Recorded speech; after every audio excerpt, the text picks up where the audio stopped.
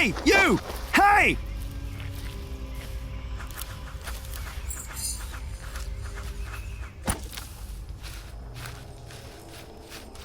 What happened to you, monk? Mother! Jack?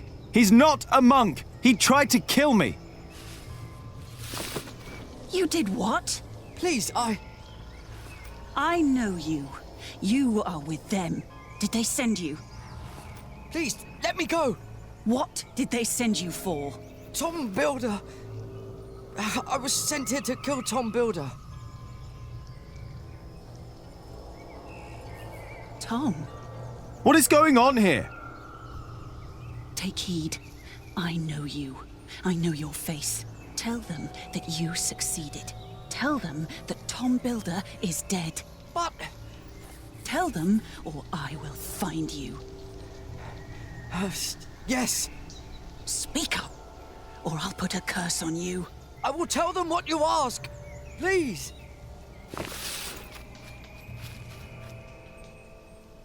What the hell? What was that? Why did you let him go? He was after Tom. After all these years, it's happening again. What is? Just tell Tom to stay low. If we're lucky, they'll think he's dead. Why don't you tell him? I'm the reason they're trying to kill him. It's my fault. What? We should never have come to Kingsbridge, Jack.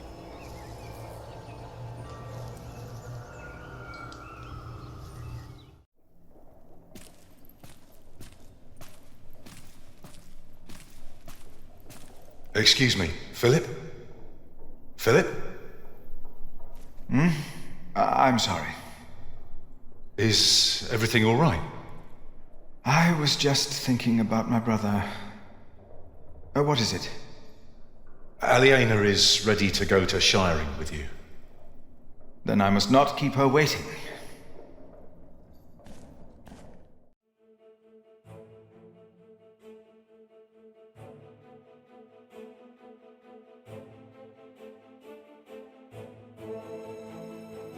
As we rode, Aliena expressed relief that Percy Hamley held court in Shiring Town during the Fleece Fair, and not in her father's castle. I had not yet confessed to Aliena that I blamed myself for her father's fate. I felt the guilt and shame starting to rise when we came to a large group of peasants looking as desperate as the refugees that had come from Earl's Castle back then.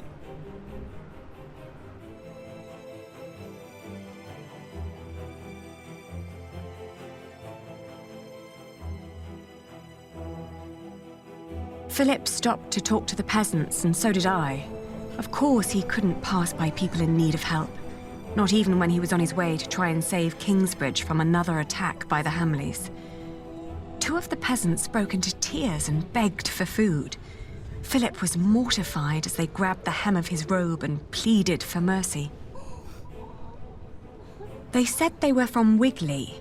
They had illegally erected a mill and hadn't paid taxes to the Earl of Shiring for grinding flour.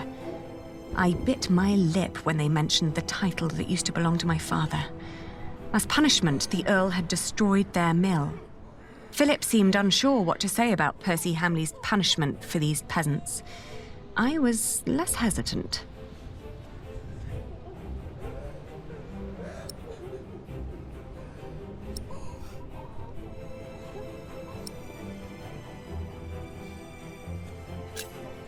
I asked why they'd built an illegal mill.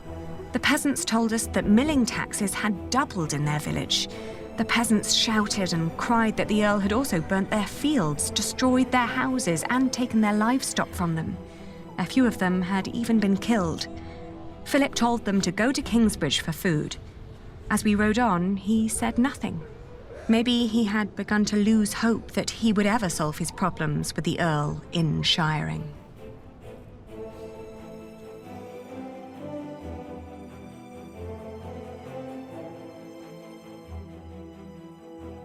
I had never trusted the Hamleys, but it seemed I had grown careless over the years.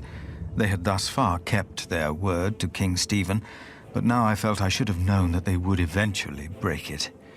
As I was thinking these grim thoughts, we passed by a gallows with 2 men dangling by their necks. An old woman stood by one of the corpses and snarled at us.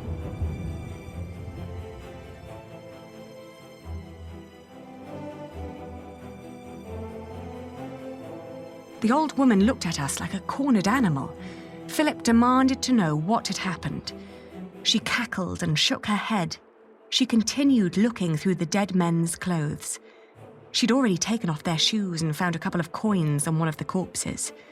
Only now I realized that someone had tied foxtails to the corpses. Their hands had been cut off and their faces were burnt.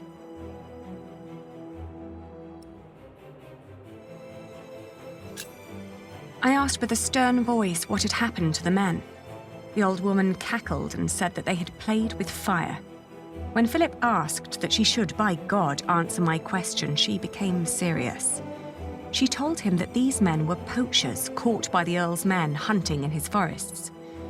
Philip rode on, and when I caught up with him, I could see that now, more than ever, he was determined to talk to Percy Hamley.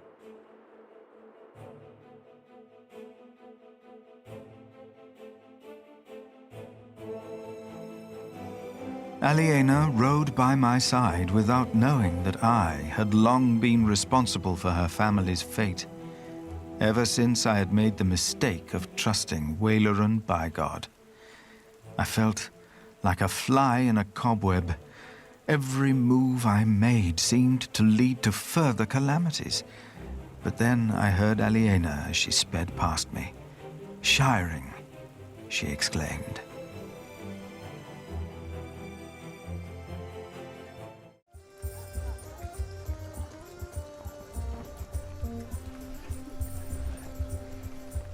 This is him. A face like that never changes. If anyone can get you an audience with the Earl, it's Sheriff Eustace. I hope Percy Hamley will show more understanding with us than he did with the people of Wigley. I'm concerned what kind of man Percy Hamley must have become to kill people for mere poaching. Good day, Sheriff. I must talk to the Earl. It's a legal matter of utmost urgency. Get in line, monk. Are they all waiting to see him? What did you expect on court day, monk? I fear this is going to take a while. I'll go look for Richard. Seeing that he's going into battle, he needs equipment. In the meantime, let's hope I can persuade the Earl to rethink this breach of our agreement. I'll talk to Meg about the sales of the Priory's wool as well. We will find a way to keep the cathedral's construction going, Philip, with or without the stone and timber they took from us. We must.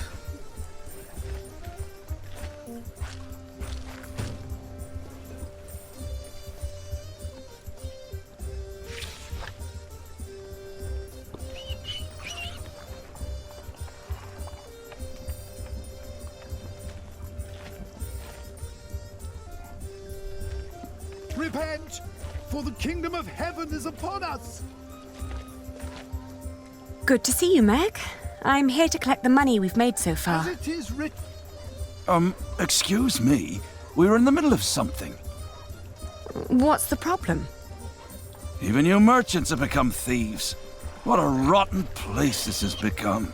He ordered the cartload of wool weeks ago, but now he refuses to pay the price we'd agreed upon.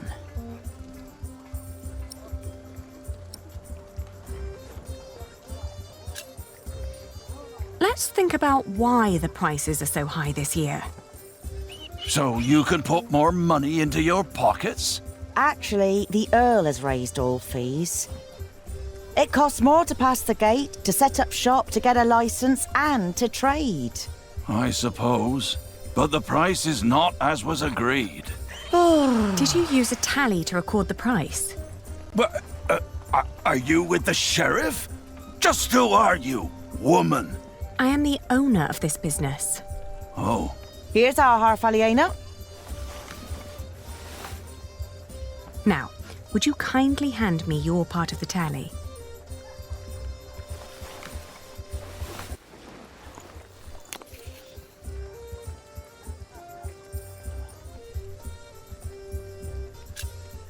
There are more notches on our part. 2 pieces, 2 different prices. Granted, adding notches to our part would have been much easier. Aha! You're admitting it. But the area with missing notches is thinner than the rest. You're right. It looks like something was carved off. What? Are you saying I'm a fraud? Look, times are hard for all of us. I won't report you to the sheriff. This wool will not make enough cloth for all of my master's servants' clothes. Let alone all the shirts he wants for himself. Whoever pays servants and wants to wear many shirts should be able to pay the price for quality wool like this. Quality? Yes, but it is not high quality. Now that you mention it, I see it. I cannot pay that much money for bad wool like this. Now he's doubting the quality. Fine. Then let me prove the quality of my wool. Oh, just you try.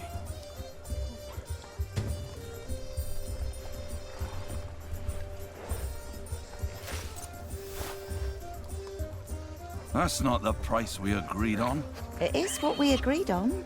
Both of us. What are you carrying there? Not for sale. Or eating. Don't steal! Go away! Oh, I didn't mean to upset you. Oh.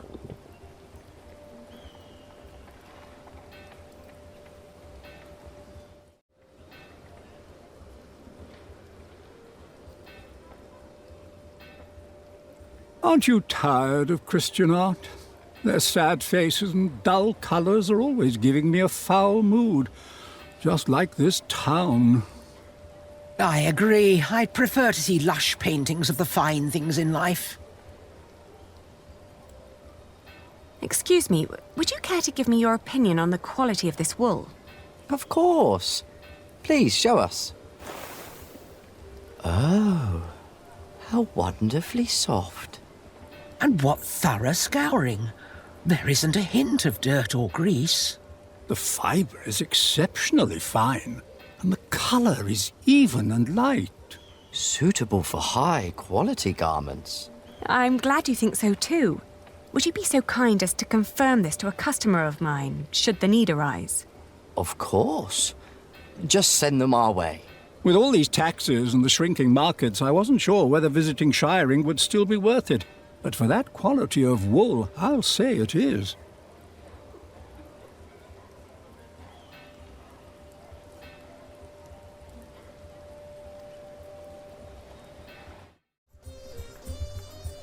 Fabrics, good fabrics. You're trying to rip me off. Let us work out Get them a before the Earl compromise. does. First you say one thing, and then you say another. Is this how you treat all your customers? There are Flemish merchants just a few streets away. They were very interested in my wool, and they would be delighted to confirm its quality to you. Anyone can let their friends lie for them.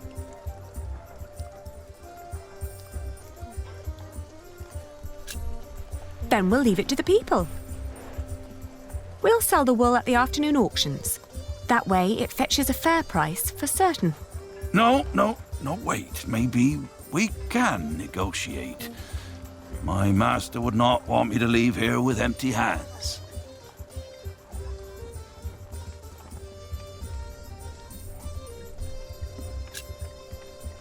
Let's find a compromise. You buy the wool at the price we believe we agreed upon. Why would I do that? I will guarantee you first rights to my wool next year. The prices go up when more than one bidder is involved. I know. My master would not be pleased if I returned without wool one day. He's got an awful temper.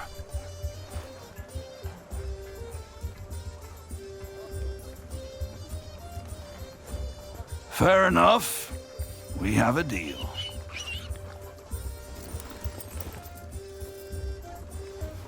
I'll buy your wool at your price.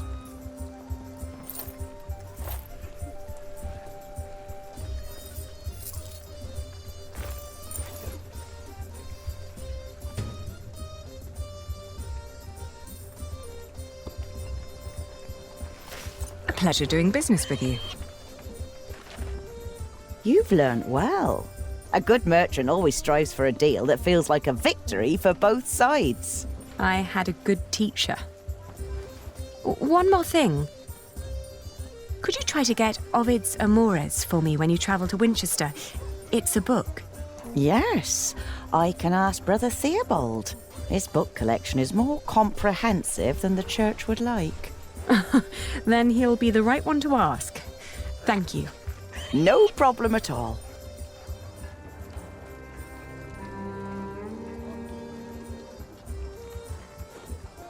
The fleeces used to be bigger. And that's not because it rains. Things are taking place that will lead our generation to an end.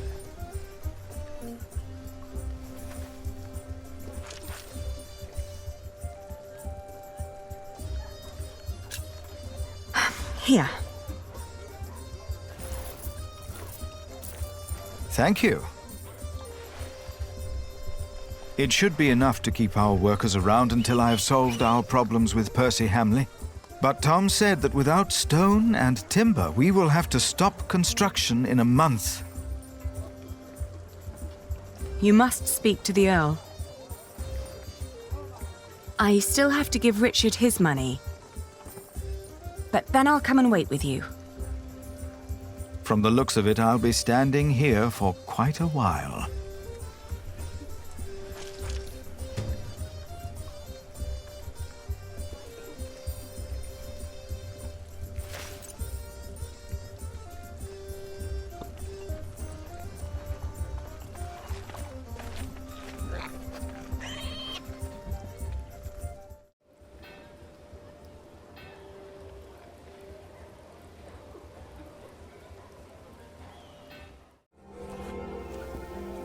Today we ride to Lincoln. Drinks are on me.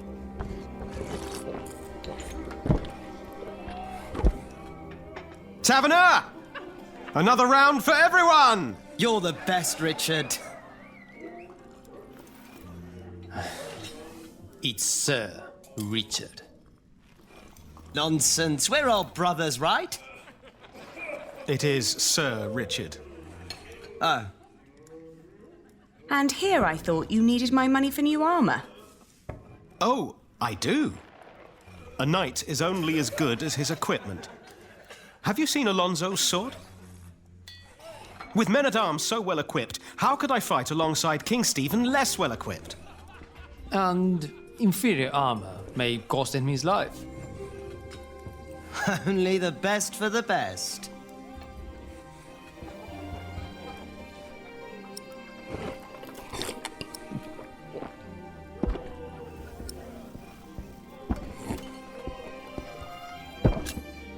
Hey, you should be more responsible with our money. I spend it on my reputation. What's more responsible than that? You are paying for other people's wine. Some of whom you don't even know. Knighthood is about more than fighting, Ali. It's a way of life. We fight together, we drink together, we die together. Right you are. To hell and back we go. To hell and back. Alonso, you make that sound like a bad thing. But you could spend our money a little more wisely. Do you want William Hamley to become Earl of Shiring or me?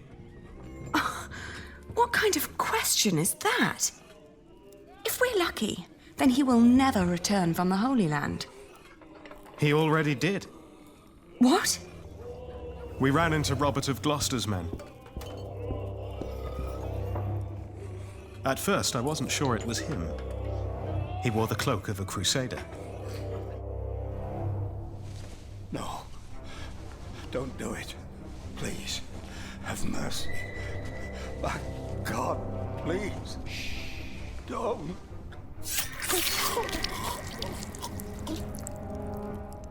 And then King Stephen called out his name. William Hamley, join me. We ride. Why didn't you tell me? I didn't want to upset you. What? This is not about you or me, Ali. Allowing the father of that monster to remain Earl would not only betray our father, it'd mean betraying everyone. William is a butcher, a filthy bastard without honor. Mind your tongue. You speak of the son of the Earl of Shiring. I am the son of the Earl. Sir Richard, your father went against our king and lost his title and his lands. You are not the heir to the title, not as things are now. What did you just say? Oh, easy. You treacherous bastard! Calm down. Do you want to slaughter each other and help the enemy? Accusing me of treason. You most loyal man at arms. Me or William? Choose a goddamn side, Alonso of Toledo. Come on, choose!